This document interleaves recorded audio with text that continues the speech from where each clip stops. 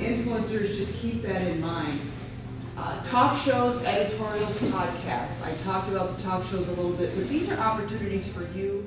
I had been putting off my mammogram that year. I was 44. I had been having regular mammograms, and other than a few calcifications here and there, really, they've never found anything. There was no family history. I was very busy that year with work. I have my own company, I'm a consultant, and I just felt like I can do this, I'll get this done later. And I did this for a few months, and finally I came across the prescription from my gynecologist to go and get my mammogram. I'm like, okay, I'll get that scheduled. I think, God's trying to tell me something here because it keeps coming to my mind and I keep seeing this piece of paper. So I got it scheduled and I went in, and it was early April, and I had my mammogram, all's good, left. I got a phone call a couple of days later from the nurse saying, we need you to come back in and have a 3D mammogram done. And I said, really? Why? And she said, well, there were just some calcifications and some things that the doctor wants to recheck. And of course, you immediately start asking questions. You want to know right then. You want to know right then, because the pit of your stomach just starts to churn, and you know that this could be bad or this could be nothing. And being someone I'm a very faithful person, so I also started saying prayers and, okay, Lord, be with me on this and let it not be anything. And let me be one of those people that just has a scare and it ends up being nothing when they recheck it. So I went back a few days later and had a follow-up 3D mammogram, and the nurse said, or the technician said, well, just go ahead and get dressed and stay seated in here, and I'm going to take these back out and have the oncology radiologist look at them. And if he doesn't see anything and everything is good, I'll come back in and you can go home. If he does see something and he wants to talk to you, he'll come back in the room with me. So I got dressed, well, not even 5 minutes later, and he came back in the room with her, and I knew at that point that there was something there. And so your heart sinks, your stomach flips, and you just start to feel like, okay, I've heard of all of these people going through this experience before and how they don't remember what they're told. They can't recall when they go to say, and so they end up having to go through it all again when they meet with their doctor. And I just sort of steeled myself, and I prayed for strength, and I just sort of stayed focused, and I steeled myself on, okay, I'm going to listen to what he has to say. And he brought me around into the booth, and he showed me the images. And he said, you have what's called DCIS, which is ductal carcinoma in situ, which means that I had little granular, almost sand-looking pieces in my ducts and in the mammary ducts. And he said, I'm quite confident that this is stage 0 or stage 1. He asked me if I had family history, and I said no. And he said, nothing has burst out of the ducts, which is why I am confident that we've gotten this very, very early, which is a very good thing. I managed to hear everything he said and get it in my brain and process it to the extent that I could until I got out to my car. And then I fell apart. And I called my husband. He was the first person that I wanted to tell. And I'm trying to drive and I'm trying to talk.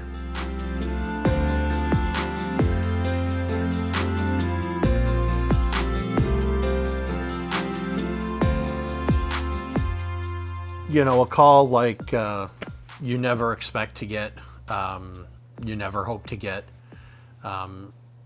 She's a mess, completely crying, trying to get her to slow down enough to understand what's going on, and then realize that, are you driving or are you parked? And, because in the state she's in, I don't want her driving anywhere. Stop, talk to me, compose And I was yourself. driving. And he was driving. And he started crying and said, what do we do? What do we do? And I said, I don't know yet. I don't know. I have to go back. I have to find a surgeon. I have to do all these things. And everything stops. And your stomach goes in a knot, and then you're like, okay, I need to process and figure out what's really going on here. so I made it home and we talked about it, but we made the agreement we weren't going to tell our son, who was 13 at the time. We weren't going to tell him or any of our family until we knew what the plan was, until we knew more. And within 2 days, I called my gynecologist that I used to see, and she had moved out of state. And so I didn't have a gynecologist yet to replace her. I didn't have a primary care. I didn't know what to do or where to go in terms of a surgeon. But I knew I wanted somebody that did breast work regularly. I could have found a general surgeon, but I didn't want just a general surgeon. And so my gynecologist said, you need to see Dr. Susie Hansis, and this is who you need to see. She's the best. I will make sure you have an appointment with her within 2 days. I will call her tonight. We're friends. And I got a phone call the next morning. It was a Tuesday morning, and by Wednesday afternoon I was in with Susie and with Clint, and we both went in together and we talked about the options. She walked us through everything. She did a full exam of me, and she put me very much at ease. I think she was easy to get along with. She was funny. She was lighthearted, but not that she wasn't taking it seriously, because she was. You knew this was her thing. She had this. Yeah, she did. And she said I could do a lumpectomy, but she said I would mutilate you, trying to get everything out and being sure that I had clear margins, and then we would have to do radiation, which would then cause you to pucker and have other issues. And she said we would never be able to put you back together again the way that you were. And we both looked at her, I think almost simultaneously, said, okay, so what's the other option? And she said, mastectomy. We just take it off. We'll take pieces. We'll take a biopsy of your lymph nodes on both sides, even though I only had cancer on one breast, in my right breast.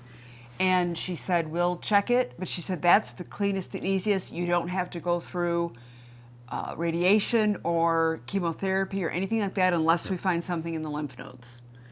And so the next step after that was a stereotactic biopsy, where I went back in, and that was a week later. So one of the hardest parts about going through this is you're waiting. You're hurrying up to wait for so many of the steps through this process.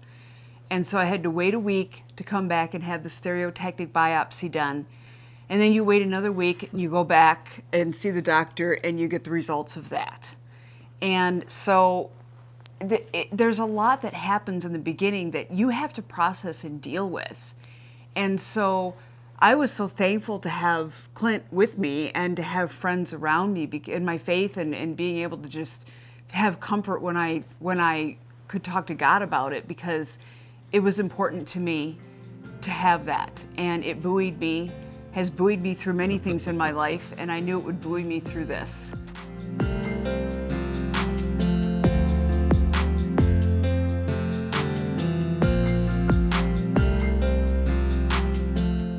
We chose not to tell Brady until we could tell him more, because we knew that there naturally would be questions. Yep. And we couldn't answer those questions. And if I were in his position, I would have wanted to know more. And they sat me down and, kind of explained to me the situation and what was going on, and, what they had found out and what they knew. And obviously I was shocked and surprised, because you always hear about other people who have, cancer or things like that, and how unfortunate other people can be. But you never totally think oh, now I, somebody this close to me that, really has it. And, now all those things that you hear about are suddenly gonna, you have to go through and you figure out for yourself, and especially as a family. He was at an age where he was He was in 6th grade, adolescence, a lot of different emotions. Inquisitive. Yeah, and we felt like we wanted to be able to answer more questions for him. We've always been that way with him when it came to anything like that. We've tried to talk to him at an age-appropriate level, but be honest and be transparent. And we chose to handle this the same way. And it was really only a few days. I mean, it wasn't a ton of time. Maybe it was a about week a week at most. Yeah. Before we had more answers. And it felt like forever. Yeah. It felt like forever because we weren't telling our parents either. And I felt bad. I felt like I was lying to them. But we weren't, because again, we knew they'd have all these questions we couldn't answer. And even when we did tell them, we still didn't necessarily know everything. At the time, it was so real and it just felt overwhelming at times. But we talked to Brady, we just sat down with him and we said, we need to talk to you about something. And he probably thought he was in trouble. Yeah, he might have, I don't know. We said, I said, I have breast cancer. You know, I was much younger at the time too, and I don't think I totally understood the gravity of what that all meant too. And like, I understood that obviously it wasn't a good thing, but I don't think I totally realized how bad it could be either. But they did a really good job of explaining to me what they knew and how early it was that they had found out about stuff, and that it, could be, significantly worse. And I think that was probably one of the more comforting things that I think made me handle it better. And he didn't really react much. He just said, okay. And I knew, this is another example of in how we communicate. I knew I would have to do the talking. And because he wouldn't really be able to. And I share much more detail. I'm more the storyteller, and so. Oh, and you have that relationship with Brady. Yes. On that connection more than I do. I'm more of a coach, and you're more of the emotional side of what's going on with whatever's going on in his life or our life. Right. And so he said, "Oh, okay." And I said, have you heard of that? Do you understand what that is? Yeah. And so we talked about what was going to happen, and that it was very early. We just kept emphasizing it was early, and it was almost a pre-cancer. That because we didn't, it was a good thing. There was no family history. I'm healthy otherwise. We have a good plan. I'm really, really confident about my doctors. And, your dad's we've made this decision together, and we're going to be okay. And he just said, okay. He really didn't say very much. He didn't really have any questions. He just said, well, I just want you to be okay. I'm glad you're going to be okay.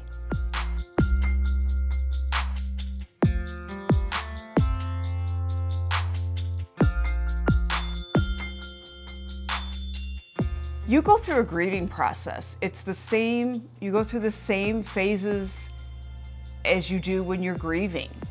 And people told me that. People warned me about that, and it was very true. It was very true.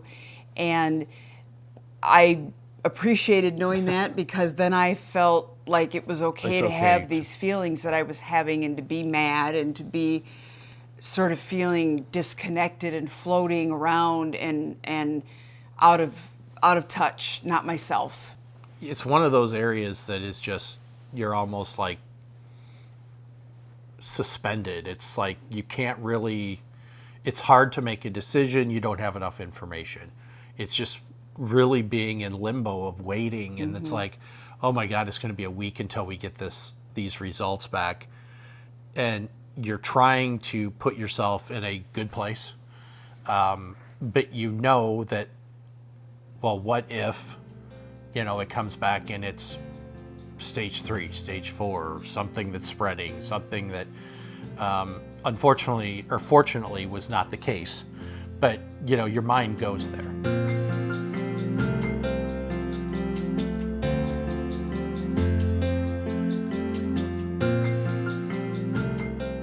I had a unilateral mastectomy, and I had a lift and reduction on the left side to help with symmetry. Well, if you're going to want them to go smaller or bigger or whatever you want to do, this is your chance. And the plastic surgeon had said, yeah, you know, if you're going to think you're going to want to go smaller, then we're going to need to address that, and let's do it now. Yep. And so he said, then when I start doing your reconstruction, I have something to compare against. Yeah. So I had surgery on both sides, but I kept the natural breast on the left side, and I kept, you know, they replaced the nipple back where it was, and but on the right side, they completely took it off. The lymph nodes were clean, you know, thank God, everything was good there, and they put a frame in. It's a hard plastic frame, and they have like a balloon, so to speak, in it. And then there's a magnet on the top of it. And the doctor, I would go in every week. After about 3 weeks, about 3 weeks after surgery, I started going in every week for the next 6 months, pretty much. And he would cut this giant syringe of saline, and he would find that he had a magnet, and he would find that hole, and he would insert that giant needle in. Yep. And just gradually he would and it gradually expanded out. It was painful because it's stretching those muscles, so it's sore, and they overfill you so that when they put in the actual implant 6 months later, and you have to wait 6 months, when they put that implant in, they have extra tissue to work with, and they take the expander out. In my situation, unfortunately, I continued to have pain and discomfort on the left side. And in talking with Dr. Politis, my plastic surgeon who was monitoring me, I was basically done with the breast surgeon at this point, except for an annual checkup with her. And he said, we can do, you know, another lift and reduction. I was not thrilled with the symmetry, so he said, we can lift this one a little bit more. But unfortunately, because of having the 2 surgeries, the nerves did not heal back to where they had been before the surgery. And I continued to have pain. And it happens in about 11% of patients, and I was in the 11%, and that tends to happen with me. I was one of the lucky ones that was in that small group of people. So I talked to Dr. Politis about it. This was 3 years later. And he said, there's nothing more I can do for you from a plastic surgery basis.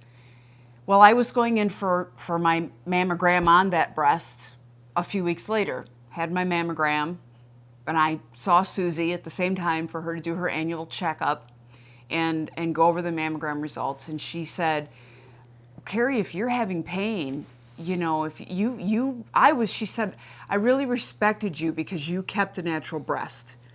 I really, really respected you for doing that. And she had told me that the day of surgery too, in the pre-op area. And she said, but you've given it the 2 years that Dr. Politis said you would know by now if it was going to heal and your pain was going to be gone. She said, we can always do another mastectomy. Well, that had not even occurred to me. We talked about pain injections, we talked about nerve blocks, or just dealing with it. But part of the reason I kept a natural breast was to have some natural sensation for intimacy, and I wanted that. That was part of what turned things on for me, and for him. And it didn't happen. Unfortunately, it was painful. And so, you know, he was afraid to touch me, and I didn't want to be touched the way I used to be, and that was hard between the 2 of us. And so I decided to have it taken off, but then it was a matter of waiting, scheduling it, and it was, my mammogram at that point was normal. That was in June, and I waited until the following year. It was in March the following year that I had the mastectomy because we had so much going on. We were traveling. We were going overseas. Our son was involved in everything. He was in high school by then. It just was like, well, if I don't have to have it done, I'll just wait until I have time. And now that I know what it's like to go through it. Right. I know what the recovery time's like. Yeah, and we could Pick a literally time. set it in a schedule and say, okay, we need this much recovery. We Right. need, planner, trying to make sure everything fits and falls in the schedule and that we have things covered. Ultimately had a double mastectomy, just had them done one at a time, 3 years apart. Yeah. Would have When been I- easier to do it in the beginning and would have done them Well, both? In hindsight, that's easy to Yeah. say, but I don't regret Yeah. the decision I made at the time. Yeah. Because No, I of- think it was the right decision. Yeah, because of why I made it. I made it for us. I made it because of what I wanted to try to preserve between us. But when I went back for my follow-up with Susie after the surgery, she was looking at the pathology report, and she said, oh my goodness. She said, well, you had DCIS in that breast as well. 8% chance. I had an 8%, 5 to 8% chance because I didn't have any family history. I had a 5 to 8% chance of it coming back in the other breast, and it did. And she was so She was surprised. shocked. She was absolutely shocked, and so She's was I. Because we asked her in the beginning, what are the chances? Right. And she goes, I have to tell you 5 to 8. Actually, it was 10. 5 to 10%, somewhere in that Yeah. range. But she says, I have never had it in one of my clients. I've never seen it. I've done, I don't know how many hundreds of Yep. breast surgeries. She had never seen it come back. And boom, it came back with DCIS again. 9 months before that, my mammogram was clean. I had no reason to worry about it because the percentage of it coming back, the chance of it coming back was so low. And so it was certainly a shock, but it was nothing like the first time. It was more of an, oh my God, thank you, Yeah. Lord, for leading me to this decision and for Susie saying what she did and me being good to go with it and for not waiting any longer than I did, because if I'd have gone even 3 more months or 4 more months, it could have been beyond stage 0. And so Yeah, it's the second time, that divine intervention, something has moved to a different stage of, yeah, where we severity. thought we were going to be, and then things, oh, wow, this went from nothing to this. And we wouldn't have known. She would have waited another, till her next mammogram, and then it would have showed up, and then we would have been through the whole thing again. I honestly think it was much easier going through this and finding out in the hindsight that, that had cancer in it, but then you're like, okay, ovary's still here, those kind of things. Could cancer come back somewhere else, another estrogen-fed type of cancer? So it does open up a lot of other questions. Again, like we mentioned earlier, that, you don't just make one decision and go. It's like little pieces through the entire process where you have to discuss, you have to talk, we have to figure something out, we have to answer another question that we thought we were done with. And it's part of life. It's good. She's here, and we survived. Yep. Yeah, we survived, and I go twice a year now to be checked, and I did ask my doctor the question, should I have my ovaries removed? If obviously I'm very sensitive to this, and should I look at doing that? And she said, did we put you through the BRCA testing and genetic counseling? I said no, because I didn't have any family history. She says, oh, that's right. She says, maybe we should just do that, just so that we have it in the file, and we've done it and we know. So I did see an oncologist and have that testing done, and everything came back negative. But, my sister had to talk to her doctor about it and now has to say, yes, I have a family history. My niece, her daughter, now has to say, yes, I have a family history of breast cancer. Brady has to say he has a family history of breast cancer. Say he has, yeah.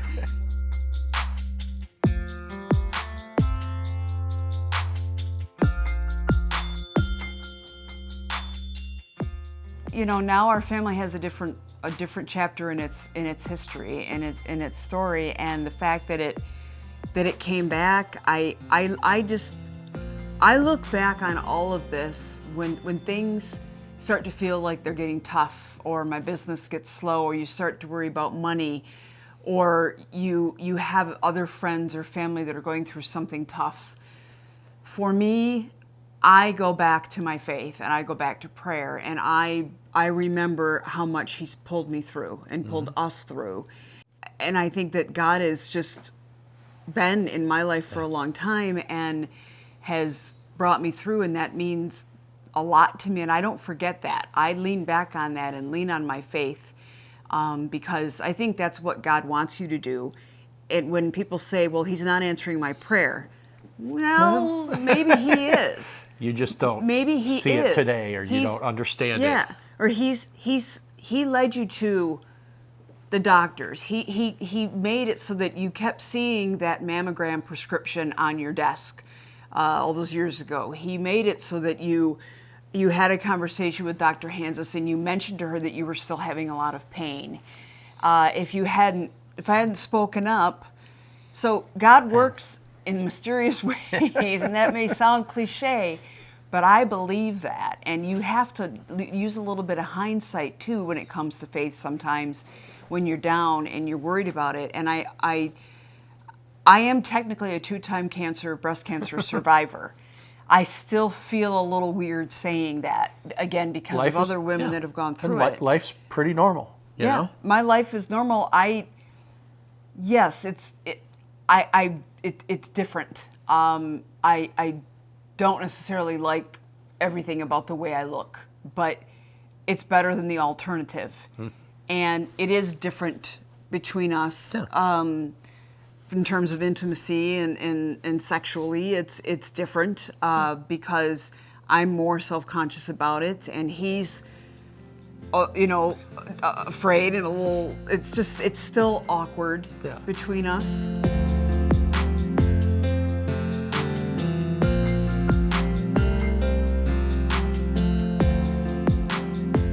The one thing that Clint kept saying through it, in the doctor's offices, and between the two of us, and when we talked to other people, when it came to making choices, what Clint continued to say was, I want you alive. I just want you alive. I don't care if you have 1 boob or 2. I don't care if you have nipples or not. I just want you alive. And that, I think that was probably, that kind of said it all. Right there, that was what mattered most to him. He didn't care how I was going to look afterward or anything. He just wanted me alive and healthy and okay. I needed to hear that from him. And it was unsolicited, and that helped too, because I'm often pulling things out of him because I need that emotional connection. And in this case, I didn't have to. And I would, when I wasn't getting some of that from him, I would go back and remember that he had said that. And that made a huge, huge difference, I think, in keeping us connected, knowing that it didn't matter to him.